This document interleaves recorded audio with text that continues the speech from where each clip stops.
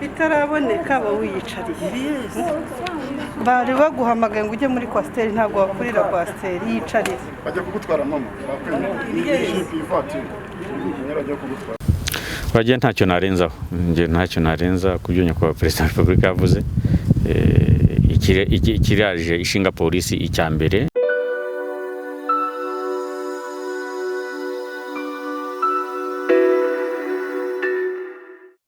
Umuhanzi Cecile Kayirebwa mwakunze muri benshi, uyu munsi nawe yafatiwe mu bukwe bw'abarenze ku mabwiriza yo kwirinda icyorezo cya Covid.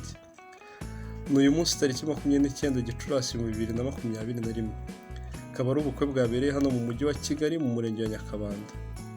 Abafashwe bakaba ari abantu barenga 50. Cecile Kayirebwa amaze gufatirwa muri ubu bukwe bunyuranyije n'amabwiriza ya Covid-19, bahise bamwerekeza mu modoka ya polisi ariko kwasiteri kuko akuze, ahubwo yashyizwe mu modoka ya Rava.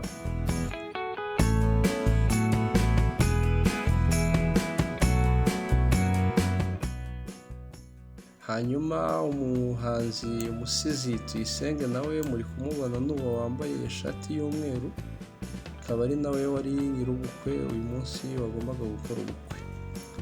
Hanyuma bari bitabiriye ubukwe nabo binjijwe muri kwasiteri ya polisi, abandi nabo ngabo bashyizwe mu modoka ya polisi.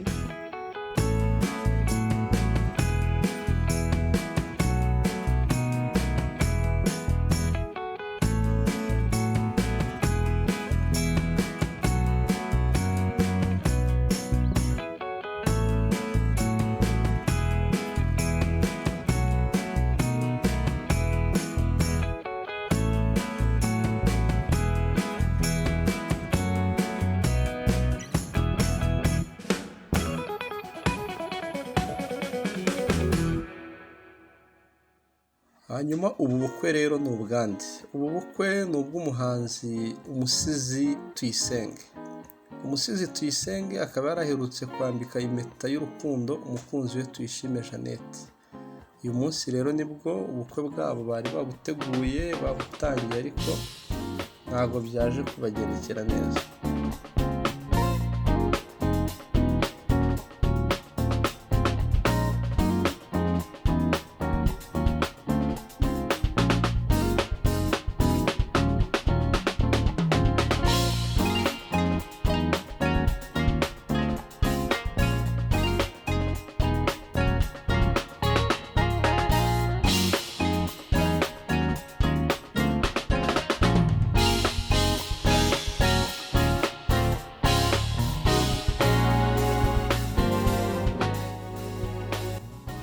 Ubukwe bwo bwari bwateguwe aho bwagombaga kubera, murabona hari aho ibirori dekorasiyo, ariko kubera icyorezo cya Covid-19 ntabwo bwabashije kuba, ahubwo polisi ikaba yahise ibajyana muri stade kubasobanurira kwirinda Covid-19.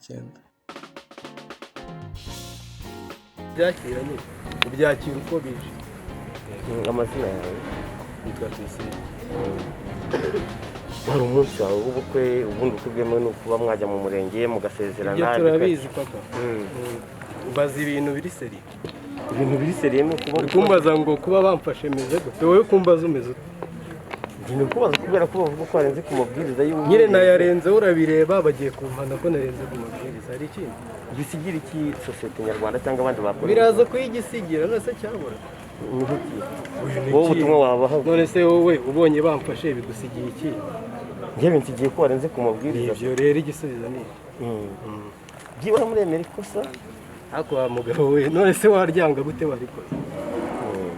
Wakwanga kwemera ikosa warikoze?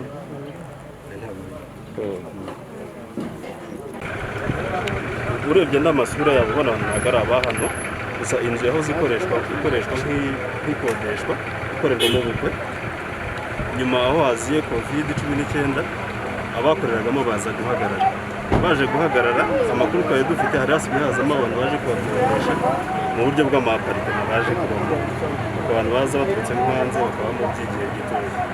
Bivuze ngo ntabwo twari tuzi ko hakibera ubukwe natwe biradutunguye mu by'ukuri kuko unarebye n'amatente yabagamo hariya bayakuyemo ubundi iriya jaride yabagamo amatente ari nayo bifashishaga bakiriye. kuri ubu ngubu hafatiwemo abantu bangahe b'umudugudu cyangwa abandi bayobozi mu z'ibanze n'isibo ntabwo bigeze babona haca amarenga imodoka zinjiramo ku buryo byagaragaza nk'ikimenyetso cy'uko hagiye kubera ikintu kidasanzwe?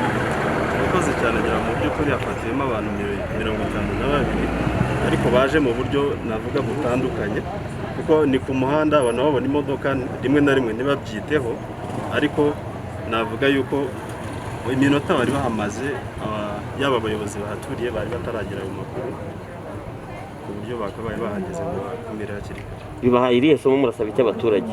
Urakoze cyane, isomo dukuyemo by'umwihariko no kujya tugenzura izi nyubako zakoreshwaga nk'izakira ubukwe twishyiremo yuko ubu zahagaze byonyine gusa ahubwo hakabaho no kubigenzura kugira ngo hatazagira wongera kuduca muri rumwe. Ni bande bakodesha hano nyiri izi nzu ubwo ari he? Nyirinzu ubwe aba hanze ntabwo aba mu Rwanda ahubwo ukodesha n'abaza gukoreramo we ni umuntu w'umushoramari wari warahafashe mbere ahakoresha mu buryo bwo kwakira ubukwe. Arya hano hantu hitwa gute?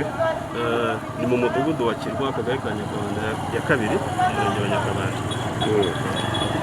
Uwo wakodeshaga we kuri ubu ari hehe? Harateganywa iki kugira ngo binamusigira isomo? Ngira ngo uhakorera we ntago atuye inaha nawe yari yarafashe inzu ariko adatuye muri uno murenge wa Nyakabanda. Ariko icyo tugiye gukora nk'ubuyobozi bw'inzego z'ibanze tugiye kuhafunga by'umwihariko bivuze ngo turashyiraho itangazo hano ku rugi rigaragarira buri wese yuko abantu hafunze. Urumva icyo tugiye gukora cyihutirwa mu gihe noneho tugikurikirana na nyiraho kugira ngo nagomba kuza agacibwa amande kuko hari amande ateganywa n'ibwiriza umuntu warenze amabwiriza yo gukumira no kwirinda COVID-19. Urakoze cyane. Hanyuma afande mwafatiye abantu mu birori by'ubukwe mwatubwira muri make byagenze bite mukadusangiza amakuru? Biragaragara ko abantu barimo kugenda batinyuka bagakora ibitemewe. Murabizi neza ko imihango yemewe y'ubukwe nk'uko bigaragaza mu byemezo by'inama ya minisitiri bigaragaramo neza yuko imihango yemewe y'ubukwe ari imihango ikorerwa imbere y'amategeko abantu 30 n'imbere mu rusengero cyangwa se n'imbere y'Imana ko bemera, ariko abantu babirengaho bagakora ibitemewe. Twagiye tubigarukaho kenshi yuko tugira inama abantu ko abumva yuko batazarushinga hatabayeho gusaba cyangwa se gusabwa ngo habeho gutebutsa ngo habeho kura reception, abo bantu baba bihagaritse mpaka igihe iyo mihango yose izemererwa.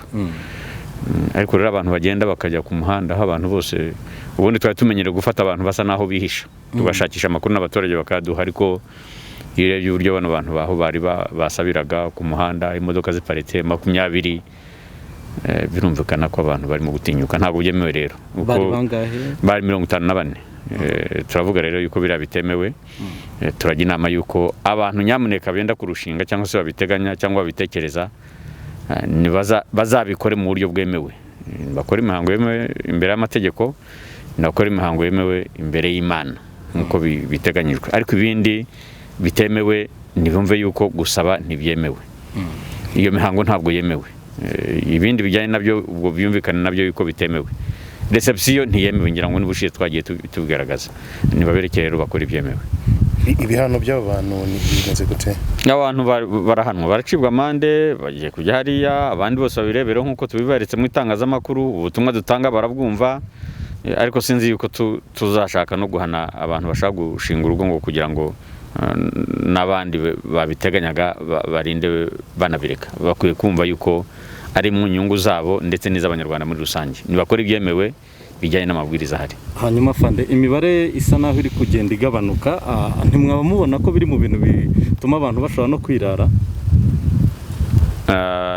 Ngira ngo abantu batwumva badukurikiye n'abanyarwanda muri rusange bagomba kumva yuko ibiyemewe byose gukorwa bikwiye kuba bijyanye n'amabwiriza. nibabitegereze rero n'ubundi inzego zishinzwe gutanga inama mu byerekeye kino cyorezo zirahari. Ibyemezo rimwe na rimwe hari ubwo ibyemezo iyo byasohotse barabimenyeshwa, tukabivuga kuri radiyo, tukabivuga kuri televiziyo, mu itangazamakuru nk'ubu ngubu. Bakwiye gutegereza rero yuko bizahinduka ibyemezo biriho, hanyuma bagakora ibyemewe. Hanyuma ikijyanye n'imibare rero, niyo yaba ari umuntu umurwaye ngira ngo barabizi yuko ashobora kongeza benshi. Nkanswe noneho bigaragara yuko nyine hari imibare ikigaragara. Ntabwo rero ibyo ngibyo bigomba kuba intandaro yo kugira ngo abantu mu by'ukuri birare, ntabwo byemewe. Mu bafashwe harimo na Cecile Kayirebwa ndetse n'abantu bakuze, wanavugaga ko arwaye. Iyo umuntu asanze arwaye muri iki gihe nyine muba mwamufashe, bigenda bitavanye? Iyo umuntu arwaye ajya kwivuza, ariko twebwe iyo dufata abantu ntabwo tugenda tujya gushaka abantu ku giti cyabo cyangwa se amazina y'abantu bakoze cyangwa barenze ku mabwiriza. Iyo bafashwe rero nyine uba wafashwe, ariko nanone niyo urwaye birumvikana yuko urivuza. Twebwe ntacyo dukora kibangamira umuntu, ahubwo abantu nibo bibangamira barenga ku mabwiriza. Byumvikana rero yuko abantu ahubwo bakwiye kureka kurenga ku mabwiriza uwo waba uri wo wese. Ubushize byarasakuje cyane nyuma yo gufatwa abantu bari gukora ubukwe nk'ubu ngubu, bigeraho na nyakubahwa perezida abivugaho. N'icyo babivuga bakonje kubivuga ku bantu bari basakuze cyane ngo bafatiwe abantu mu bukwe. Bagiye ntacyo narenza ku byo nyakubahwa perezida wa Repubulika yavuze. Ikiraje ishinga polisi icya mbere ni ukugira ngo ikore ubukangurambaga, ibivuge kenshi yuko abantu bagomba kubahiriza amabwiriza bakirinda iki cyorezo. Icya kabiri ni ukugenzura ku buryo nta muntu ushobora gukora ibintu bitemewe n'aya mabwiriza cyangwa se n'amategeko ngo birangire tutabimenye. Icyo nicyo kintu kiduhangayikishije. Abantu rero bumva yuko bagomba kugira ngo bubahirize ano mabwiriza.